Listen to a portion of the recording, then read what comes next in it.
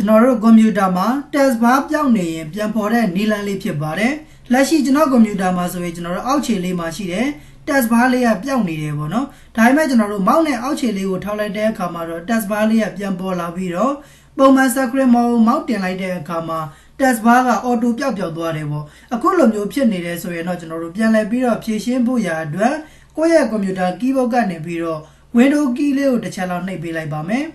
window key နဲ့လိုက်တာနဲ့အခုလိုမျိုးလေးကျွန်တော်တို့ဒီမှာ search bar လေးကျွန်တော်တို့ပေါ်လာပါလိမ့်မယ်။ဒီရဲ့ search bar ထဲမှာကျွန်တော်တို့က task bar ဆိုပြီးတော့ရိုက်ထည့်လိုက်တဲ့အခါမှာဆိုရင် task bar setting ဆိုပြီးတော့ကျွန်တော်တို့တွေ့ရပါလိမ့်မယ်။ဒီထဲကို click တစ်ချက်နှိပ်ပြီးတော့ဝင်လိုက်တဲ့အခါမှာအခုလိုမျိုးနေရာလေးရောက်သွားလိမ့်မယ်ပေါ့နော်။ဒီတော့ဒီရဲ့အထက်မှာကျွန်တော်တို့က task bar ဆိုတဲ့ထဲကိုဝင်လိုက်ပါမယ်။ဝင်လိုက်တဲ့အခါမှာကျွန်တော်တို့ဒီဘက်ပေးလေးမှာဘာသွားတွေ့ရလဲဆိုတော့ automatically hide the task bar and desktop mode ဆိုတဲ့နေရာလေးမှာ